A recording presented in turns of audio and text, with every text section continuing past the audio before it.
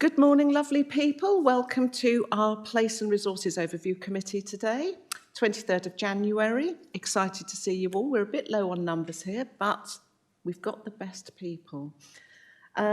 Just to let you know, the officers attending today, we've got Jan Britton. So welcome, Jan. This is his very first Place and Resources Overview Committee. Whoop, whoop. So nice to see you. Jonathan Mayer, our Director of Legal and Democratic Services, and Lindsay Watson, our Senior Democratic Services Officer. So welcome all. Those speaking will introduce themselves as they speak on the microphone. So item number 1, apologies for absence, Lindsay. Chairman, I haven't had any apologies for absence.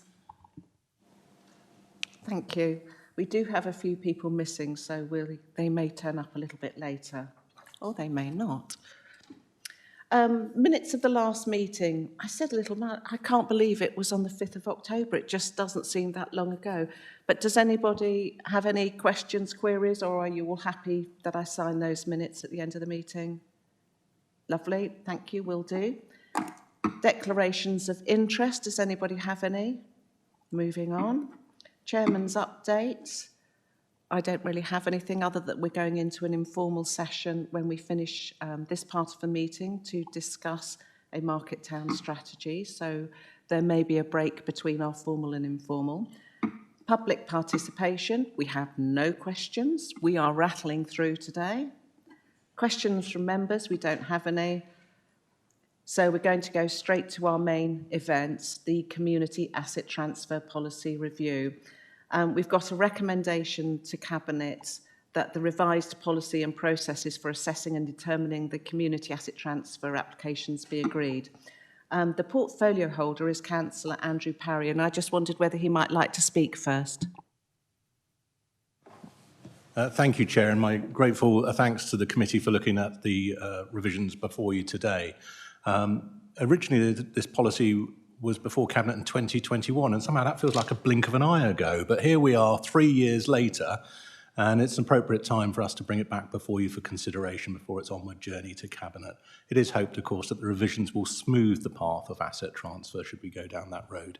But I do appreciate that members may have matters relating to their own individual wards that they may wish to raise, and we will make a note of that and follow those up after this meeting. Thank you very much. Okay, presenting today is Carly Galloway, our Service Manager for the Business Operations. So Carly, take it away. Thank you very much. As you said, Carly Galloway, Service Manager for Business Operations. This is more of a refresh of an existing policy than a brand new policy coming to you today. It was sort of brought about by the fact that some of the procedures that were on the back of the policy were not, that was included within the policy, were no longer relevant to the way assets and regeneration were working. And we're following a different approval process and path, which was making things a bit clunky. And we wanted to bring this policy in line with how we make other decisions regarding property and assets. So we've also made some changes to the policy to make it more transparent, provided clear information on how we're going to assess the process, the application, sorry, and the process has been changed to a 2-stage process.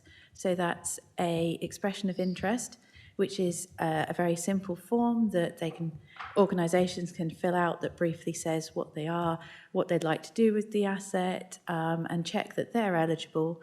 It gives us a chance to check that the asset is actually available before they go into doing any full business cases and putting a lot of effort into something that perhaps is not eligible.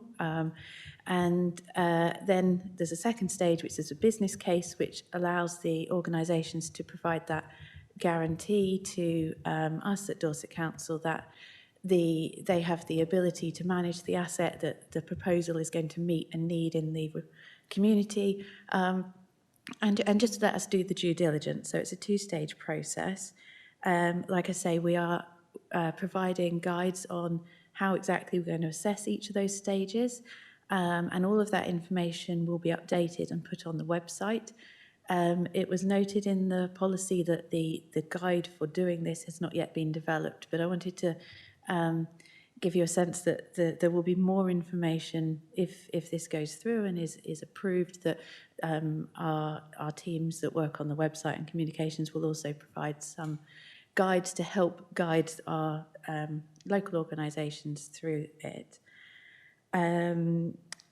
We have also included in the policy reserving the right to charge applicants at the business case stage, so not at the expression of interest stage, at the second stage, to cover the cost of the specialist work involved in reviewing these and then transferring these assets. It's also making it clear how Dorset Council is going to ensure that the assets stay for community use, and sort of providing a guide on how those assets will be transferred and any stipulations and things that will, the conditions that may be included to ensure that the asset stays available for the community.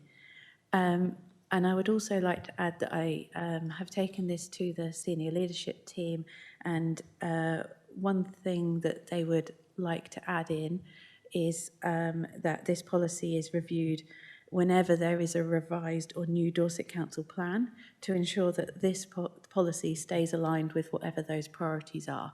So I've added that in at the policy for when it goes to Cabinet. So thank you. Thank you. Right, who would like to come in? I can see Sherry ready to pounce. Councillor Jesperson, were you wanting to talk? And then Councillor Coombe. Yes, Councillor Sherry Jesperson, Hillforts and Upper Tarrants Ward. First of all, this is a terrific document. It's really good to see us making progress with disposing of our assets. I like the two-stage process. I like the fact that you've explained it really easily. I'm looking at this with the eyes of someone who might be doing this with it from within the community, and I'm thinking, yeah, this is accessible. I can see that even people from fairly small organisations like little parish councils would be able to participate in this process. So yeah, excellent, really good progress. So thank you for that. There is just one small comment I'd like to make, and it's in two parts. One follows on from the other. I understand your desire to bring this process in line with the asset disposal process that already exists. Makes a lot of sense. But the usual property disposal decision, in that route, assets below 500,000 will go to the asset management group of senior officers. Now, that's really appropriate when you're making a commercial disposal, you're making a commercial decision.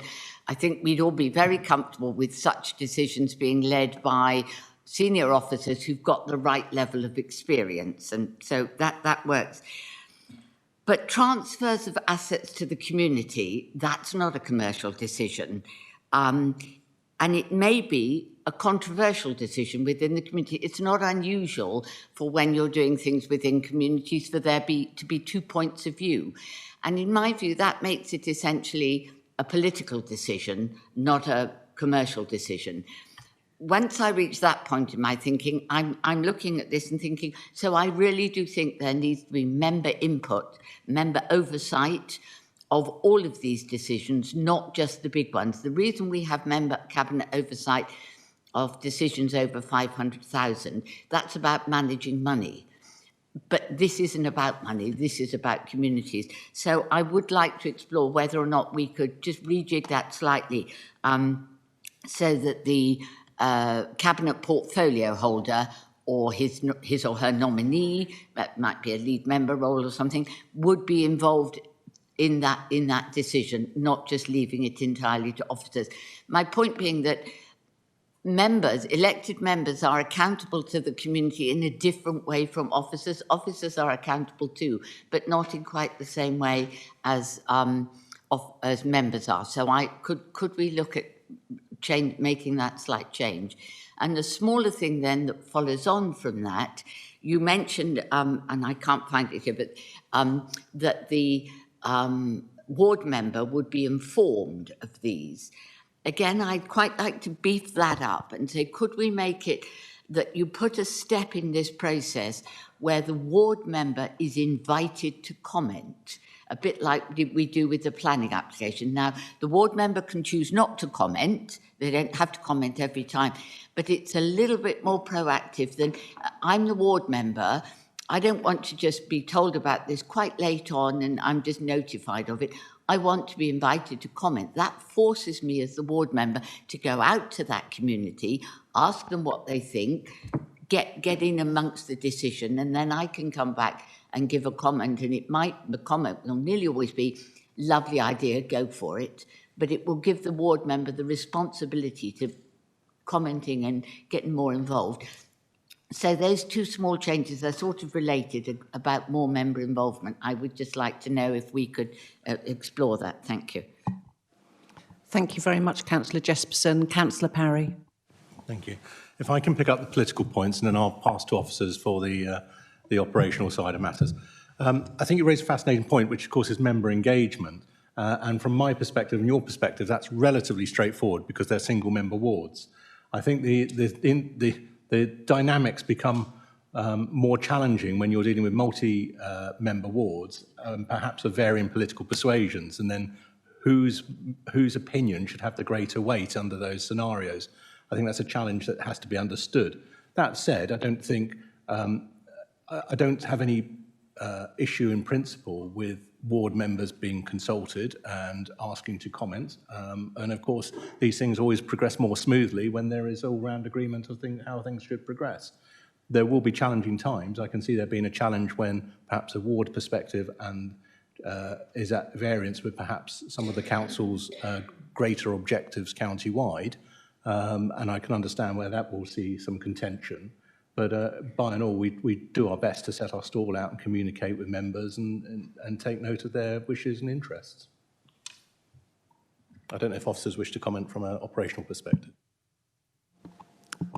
Thank you. Councillor Parry said very much what I would have said, but for my own benefit, and apologies for my newness, can I seek a clarification? Would comments from this committee go to Cabinet in the same way that comments from a scrutiny committee would go as a separate item that says, having considered an overview committee, these are the committee's comments? Is that how the mechanism works? Yes, that's absolutely correct. Thank you very much. Thank you. I understand exactly what you're saying, Councillor Jesperson, and especially so where you might have 2 or 3 competing organisations wanting one particular asset. And I think member involvement, in the same way that members have to sign off a grant application from Dorset Council, there's no reason why we couldn't have that type of process following an application there. Did you want to come back, Councillor Jesperson? Yes, just to comfort you, to give you some comfort with multi-member wards, and it works with planning, doesn't it? It usually all comes out in the wash. It works, and sometimes there are different points of view, but usually the community comes to a view. It's more about putting an actual task on the ward member to comment if necessary, rather than just vaguely know about it, because then they will get informed about it early on in the process. But my larger question about member involvement in the decision making for assets under 500,000, could we explore how we might take that forward? Because that's a bigger alteration to your process. I appreciate that. Thank you very much. Carly, did you want to come in at this point, or shall we go to Councillor Coombs and then we'll... Come on, Carly, come on in. I just don't have a suggestion at the moment on exactly how that would work. I guess the thing at the moment is that it's using a lot of the time. Some of these applications are not in any way contentious, a problem, agreed, and I guess it's ensuring that we don't bog down the process for some of the things that are very, very small community worthwhile. Just get sort of, but I see the point about the. I can completely get your point about the difference of the 500,000 being a value of the asset, not necessarily the importance or the technicalities around that. So But I don't have a solution for you right this second, but I will take that on board. So perhaps I could suggest that members aren't necessarily involved with an expression of interest form, but if the expression of interest is found to be valid and going to a business case, then at that point the ward member is advised that there will be a business case coming forward for that particular asset. Jan, did you want to come in? Only to say I think that sounds like an eminently sensible suggestion, and if that were to be the committee's recommendation to Cabinet, I think we'd be very happy with that.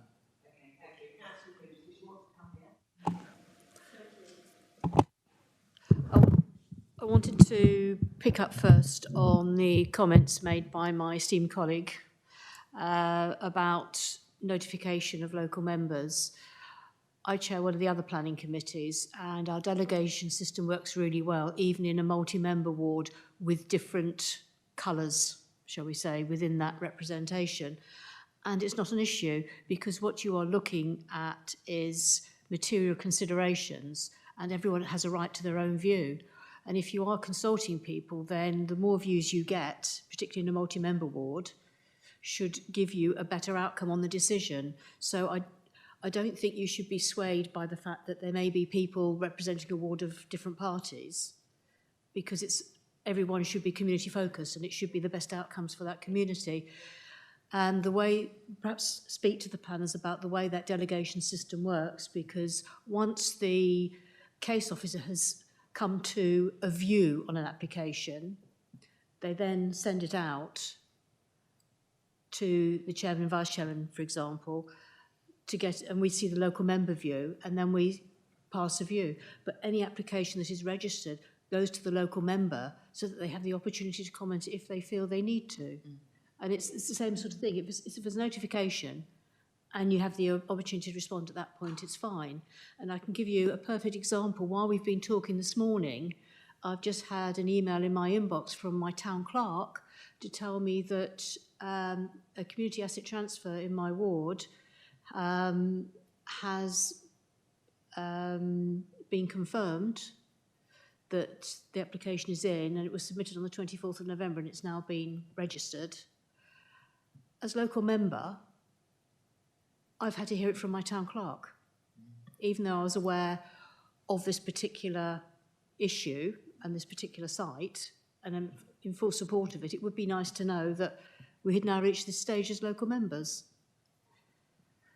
So, but what I wanted to go on to talk to was about something else within the report, and that's on page 31, where it talks about assets will be transferred in their current condition with no capital or other funding provided as part of the transfer, and all future costs to be covered by the organisation taking on the asset. No works or funding will be provided to adapt buildings or assets to be appropriate for the use proposed as part of the application. So that's point one. When in Vode we took over the youth centre, it had been closed for 2 years because of COVID, and the previous community group that were trying to run it had failed. And we had to do a full structural survey, which picked up an awful lot of issues within the building, leaks. It was still running on the original boiler, put in the mid-80s. And if we're talking about a transfer where there is no funding or costs covered, the details of the lease that you have says that you must return the building in the state it was when you took it over. But, you know, through general wear and tear, you'll be replacing carpet, so you will be bettering the building. And we had to make betterment to the building because there were things that needed doing. And that puts a lot of onus on that community group or local council taking on those buildings. So if we are going to go with that, which I don't fully support, I think it should come with a full structural survey so that those groups know what they're taking on, because what you don't want to do is hand over the key, they walk in and discover that there's a leak in the roof and the floor's flooded and the heating doesn't work and so on and so on and so on, because it's not fair on the community, because it's not just about transferring. That's just passing the buck and dumping it on someone else. So that's my first point. The second point is obviously that, for example, like the youth centre, in order to make it pay, we want to hire it out to other community groups when it's not open to the young people in the evening. And here we have that no charges will be applied for use by Dorset Council should there be any potential ongoing or temporary space requirement by the council. So we're handing it over with a capital cost or a revenue cost, and then we want to have free access to use the building once we've transferred it. And that's putting quite an onus on the community. So that's my challenge, because I don't agree with that. Okay, who might like to come in? Jan. Thank you. I think taking your 2 points separately, if I may, my first sort of instinctive reaction to your first comment is that in a normal property transaction, it's the buyer who would do the survey. And I think good practice would probably suggest that, you know, when you take a survey, there's an indemnity, there's an insurance, and that belongs to the person who brought the survey. And therefore, I would probably suggest that it's our job to make sure that a community body are given good advice about getting surveys and supported to do that, rather than us doing it, because we can't hand that indemnity on to them necessarily. So I think on the first point, I would say encourage them to do rather than for us to do. Your second point, I think, is quite an interesting one. I kind of agree with you. And I think that's one we should look at. It seems, you know, most of these community groups, or many of them, will have some sort of business case in mind. They'll probably be wanting to let space as part of making something stack up, and for us to hold a sort of royal right to, you know, step in whenever we choose at no cost seems a bit high-handed. So I would very much agree with your comments there. If I just mention the Allendale Centre in Wimborne, which is an asset we own that is leased out, we hold our planning committee there. We pay rent to use that building. We also fund all the equipment in the room that used to be used by East Dorset as their chamber. So we've got quite an anomaly there. You know, so what is it? Do we have liability or do we have access? And I think that will cause a lot of problems, because if we turn around and say, we'll take the space, then I can know what's going to happen next is, oh, sorry, it's not available. And we need that space. Okay, thank you. Let me come to Councillor Starr, and then I'm coming to Councillor Hope online.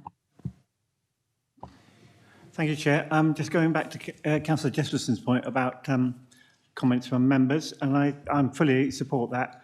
I think they are only comments, and I think, as has been said, it works in planning, and I think planning applications are rather more contentious than these will be. I think 90% of the time, or the 90% of the time, the members will be in support, and that would actually help to move everything forward, because whoever's making the decisions can then know that they've got the full support of the members, which is, as I say, most of the time it will be, won't it? Thank you. Thank you very much. Councillor Hope, welcome. Come in. Thank you very much, Chair. Just checking you can hear me okay? Yep, absolutely fine. Thank you. Yeah, apologies I can't be there in person, and I'm just getting over a cold, and I didn't think I'd share it with you guys this morning. I've got one question really on this policy, and of course I welcome any process that means there's a fair approach for all of Dorset on how applications will be handled. But my experience with asset transfers, and I'm talking on an asset transfer request that Weymouth Town Council's put in place for a piece of land in Southfield, the process doesn't seem to be the issue that we're currently using. What seems to be the issue is resources available to actually see the process through. And I'm just wondering, is there any plans for additional resources to support the applications? Because, you know, we can almost guarantee when we launch this process, we will be inundated by requests. And I think 4 years to transfer a piece of land to the community is far too long, in my opinion, when that piece of land could be better used by the community or that asset could be better used by the community rather than sitting redundant in some cases.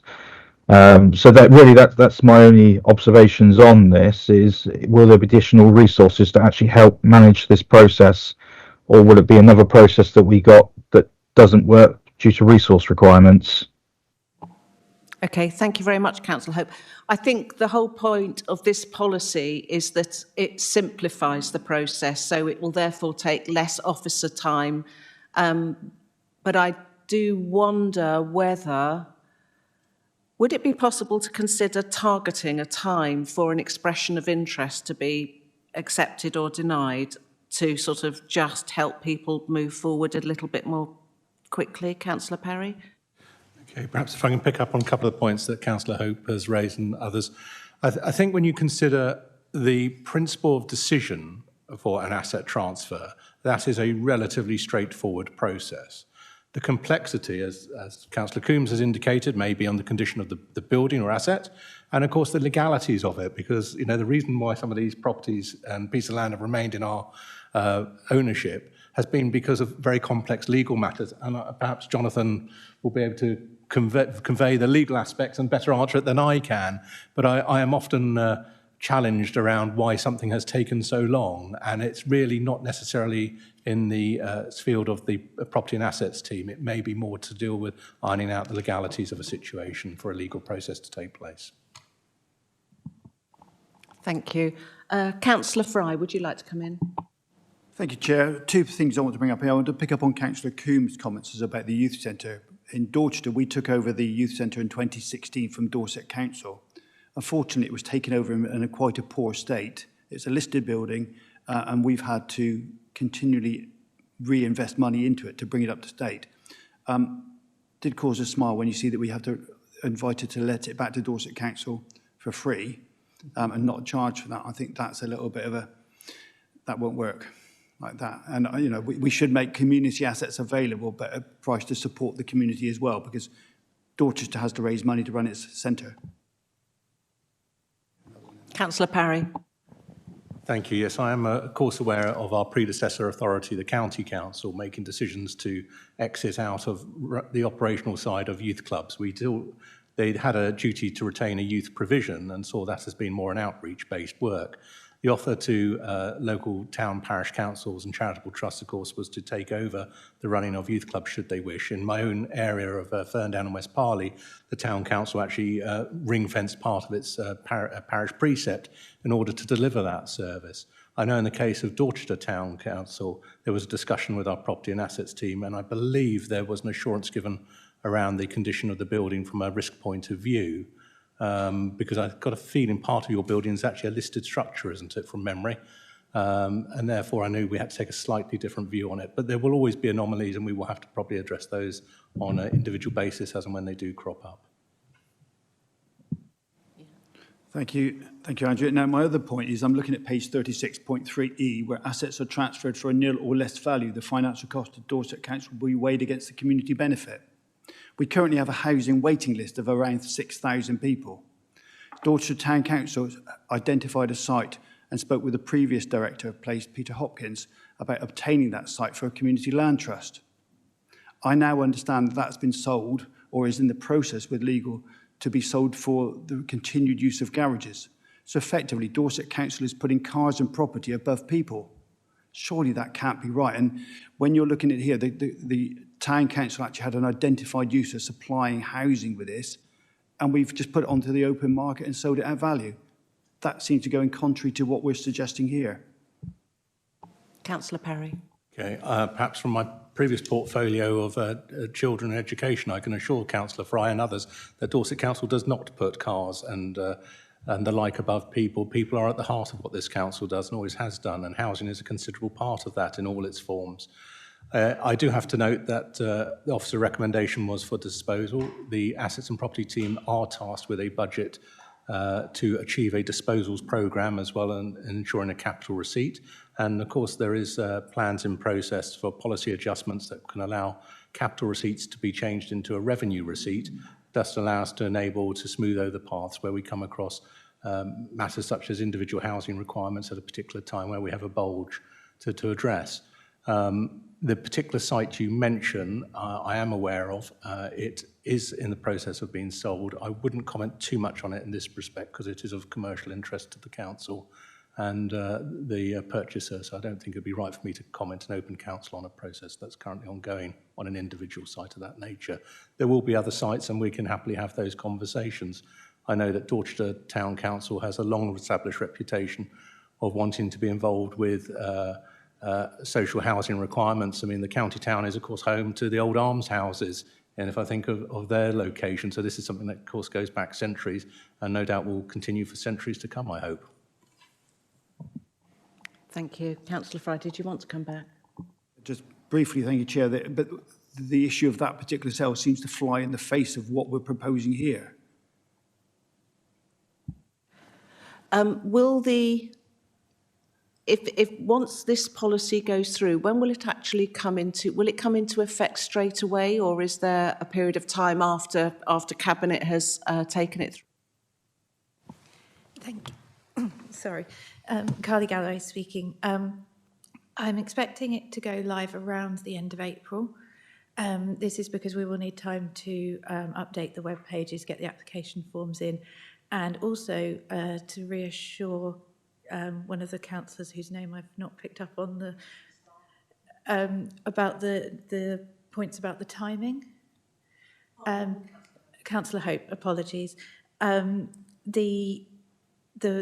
The idea of this has some timelines in, so the idea that you would be notified within 2 months of your expression of interest on whether or not you'd pass that stage, and we're invited to go for a business case. And then there's the idea that it would be 6 months for the business case, but this is likely to be an ongoing conversation. And then there needs to be an understanding that legal transfers take time, and both sides normally have to have some sort of solicitor involved. So then there's a 12-week process from that point of agreeing of the business case to legally transferring. But a lot of that stage from the business case onwards should be an ongoing discussion, and there should be communication. So back to the other point, about getting this up and running. One of the other things we want to do is ensure that we are very aware that there needs to be a better process back office, and this is hopefully helping to simplify that, which means that we can do the engagement, have these processes, have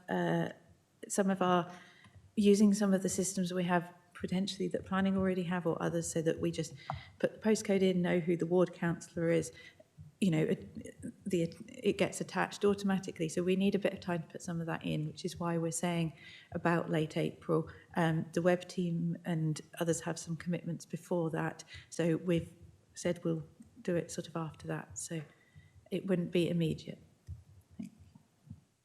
Thank you very much. Jonathan.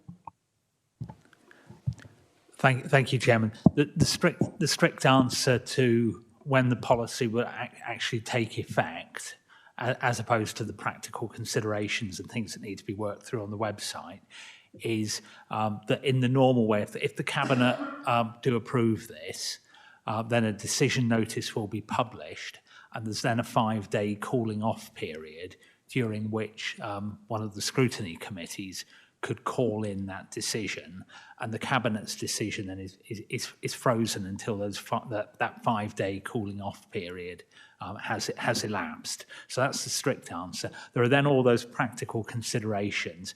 I would like to have a conversation outside of the committee with colleagues about when we launch this, just thinking about the sensitive pre-election period that we'll be in at that point.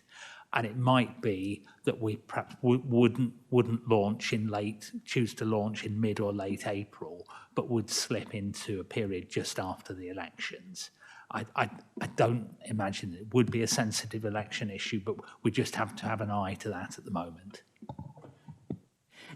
In which case, if anything comes through in terms of a community assets inquiry, would we suggest that they wait until, because it will simplify and it'll be better for them to just hang fire before putting in a request? Oh, we don't know. We don't know. Jan.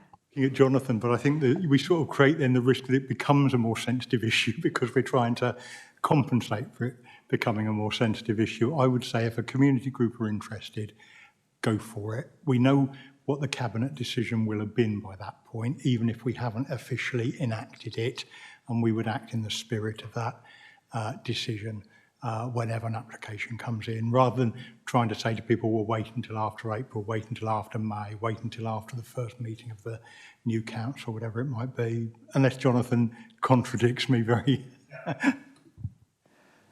No, Chairman, I'm not going to do that because our overall position is, although we'll be in a sensitive pre-election period, the council needs to continue to be able to get its business done. So all I'm suggesting is we have a conversation outside of this meeting just to make sure that we're comfortable between officers that this isn't something that's going to be potentially sensitive and therefore need to be delayed a little.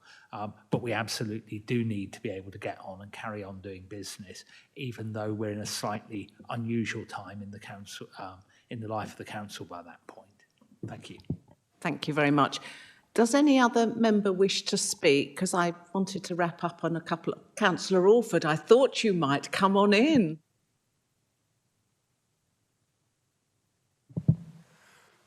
Thank you, Madam Chairman. I'm Councillor Alford of Egerton Ward.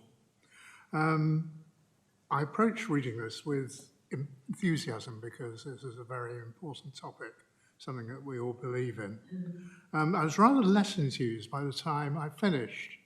And one of the impressions I got from the paper was that there is an underlying theme of de-risking the project. Even when risk is not talked about, there is a sense in my mind as I read through it that Dorset Council is trying to avoid any risk to itself from any one of these transactions. So I'd be interested in a comment on that. And we heard from Councillor Coombs about various issues that can happen, and these risk issues. And Dorset Council seems to do its best of avoiding any cost to itself. And we have to bear in mind the size of the organisation that Dorset Council is, compared with the sort of organisation we may be talking about. For example, small charities, and they are subject to governance rules of their own. And they have all sorts of obligations. And I didn't really see anything in the paper that says this is really how we look after the small organisations in our communities and help them to prosper and do things that are useful, because they are likely to be the source of innovation. So I would have welcomed something like that.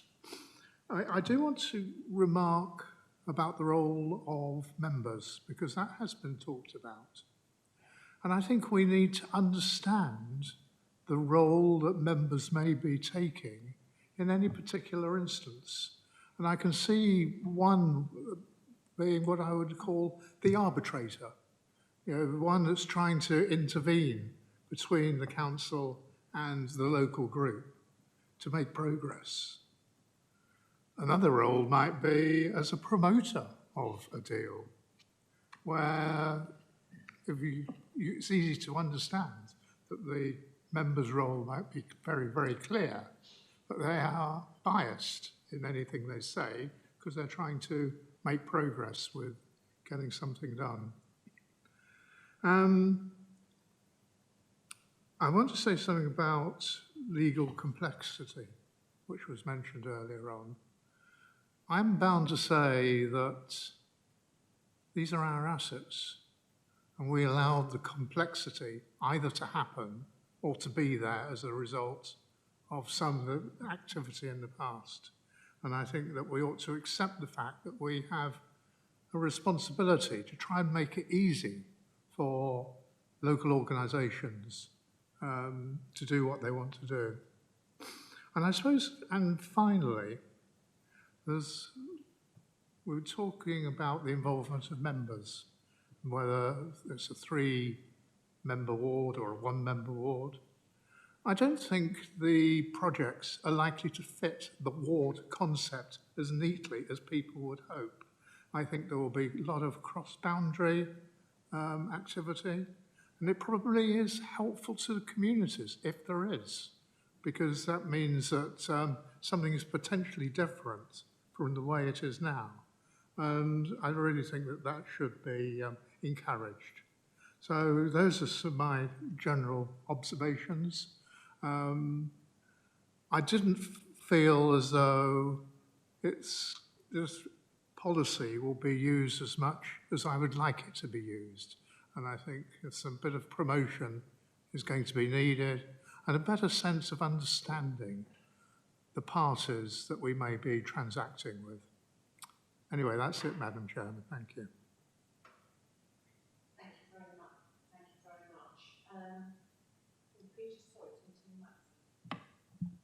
very much. Thank you. Yesterday afternoon, there was a webinar on the voluntary community sector, as it were. And as part of that, there is a VCS assembly that is set up. And the whole point of that process is to provide a breadth and wealth of help and support to community organisations. And perhaps that's where that can sit, thinking about that. Would anybody there like to come back on? Oh, your little finger's gone up, Jan. Councillor Parry was first, though, so... Councillor Parry. Well, it's only to reflect perhaps on Councillor Alsford's remarks regarding the appetite for risk. And I appreciate that, and I appreciate all the good intentions. You know, my own ward has some terrific volunteers and voluntary services that we would wish to support. And I think at the last count it was something like 50,000 people across Dorset are involved in regular volunteering. And that really is an army for our county of good. And that's the sort of thing that we want to encourage. But when it comes to use of our assets, and be it, you know, incidental parcels of land, I think was one example of an asset transfer which communities would want to take on board and everything else. There does come a point where we as the upper tier authority do have to step back from fronting the risk and saying, if you are to take this asset on and to operate it seriously, you have to understand that will come with an ongoing liability of risk, and you need to be up for that challenge, whether that's town and parish or a voluntary group. And I appreciate that's a very difficult line, because all our instincts are always to want to protect our communities. That is absolutely what we're about. But the other side of the coin is, if asset transfer is to work and work effectively, and part of it is effective to our budget pressures, then the parties that take on those assets have to accept the risk and liability that go with them. Thank you very much. Now then, oh, sorry, Jan, did you want to come in? One with my cabinet member, thank you. He's already said it. Yeah. I wonder whether there's a few things I wanted to wrap up. First of all, I just wanted to ask Carly, how much officer time do you think would be involved in doing the expression of interest, just that part of it? Any idea? But I'm just wondering whether we should have a little nominal charge for that, whether it's 25, 50 quid or I don't know, but how much officer time is going to be spent on the expression of interest, would you say? It does vary, I'm afraid, and I take the councillor's point about the legal complexities. But we do want to check, we do some due diligence on the actual, on the asset itself, that we own it, for one, because we occasionally get applications in for pieces of land we don't own. So we have to double check these things first and check there's nothing else within the title or the deeds that would stop us moving forward with the application.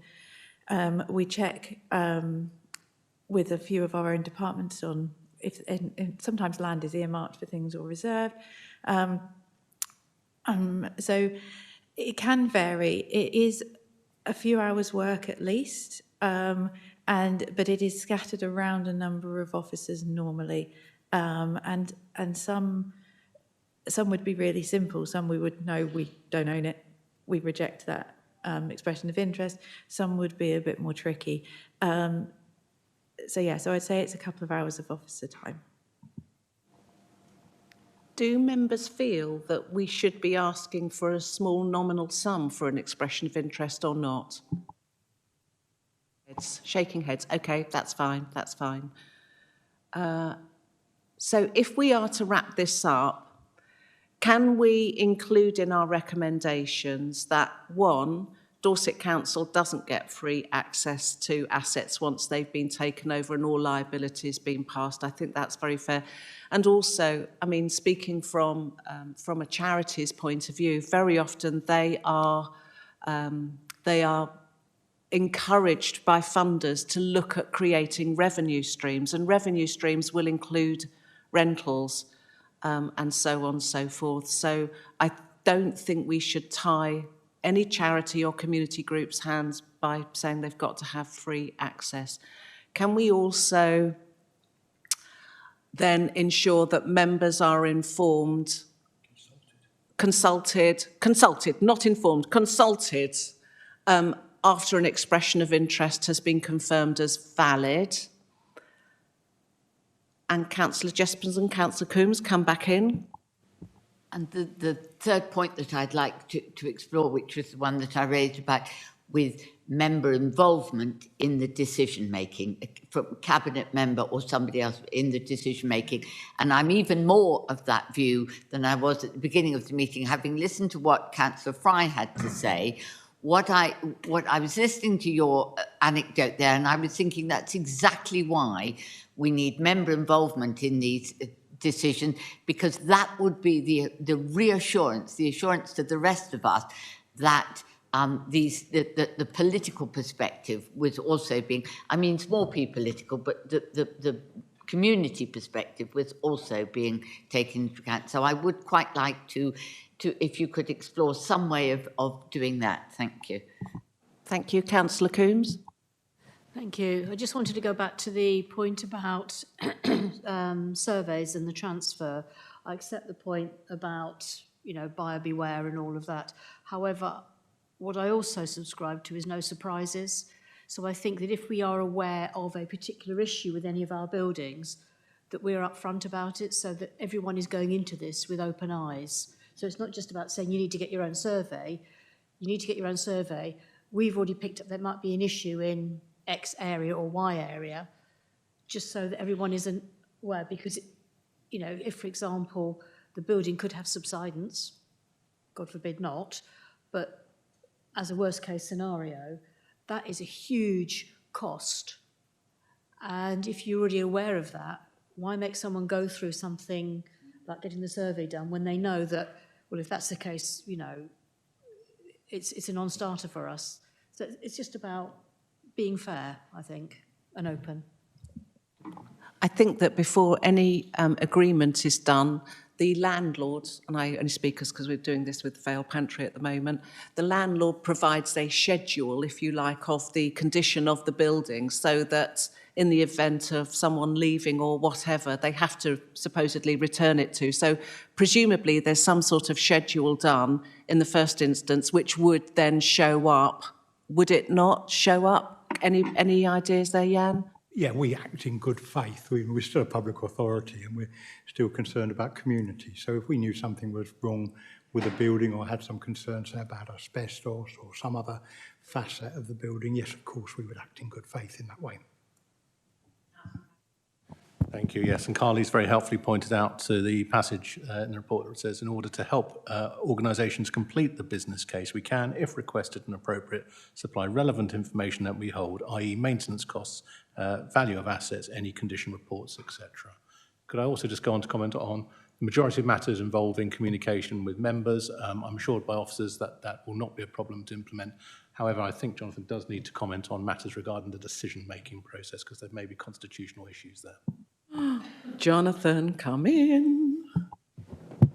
Right, I don't think anyone need be too concerned and worried about this, and it won't surprise you that my view is it is really important to involve ward members in something like this. I've had a situation recently where a ward member was actively almost arbitrating between conflicting community uses, conflicting proposals for a Dorset Council asset, and the ward member was the right person to go to get a local view on where we should go with that. But the decision-making, the formal decision-making, will still sit variously with the portfolio holder or with an officer with delegated powers, or if it's a key decision, ultimately with the Cabinet.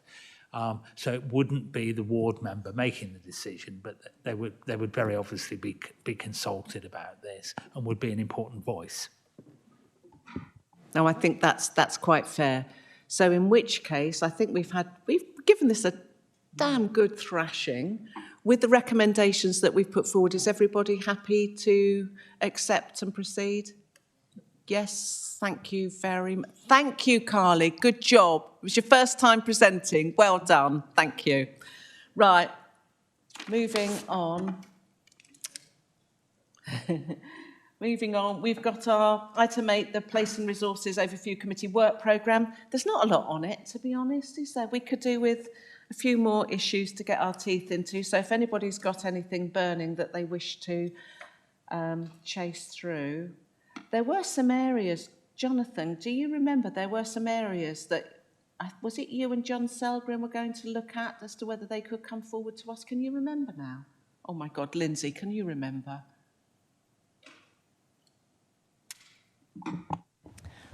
Chairman, I need to say we are working with officers in the policy team at the moment to prioritise and flag up where policies and strategies need to be reviewed. So that is an ongoing piece of work that will feed into the work programme for this committee and Cabinet. You have one meeting left in March. Whether there is anything sort of in time for that meeting, I would need to come back to you to discuss. But that is what we are doing moving forward. Okay, and of course the Market Town strategies, that's going to be come forward. We're going to be looking at that more closely. Councillor Jesperson. Yes, at the beginning of the life of this committee, we were told that there was a whole series of highways policies that were up for review and were going to be coming to this committee. We did the 20-mile-an-hour policy, and we gave them such a roughhouse on that one that I think they've never brought any policies back to us since. So could we go back and see where the highways policies that we were promised that we were having oversight of have got to? Thank you. That with you. Thank you. Right, the Cabinet forward plans in there for information, so that's noted, yes. Urgent items, there aren't any exempt business. There is no exempt business, so I am formally closing this meeting at 10 to 11. Thank you.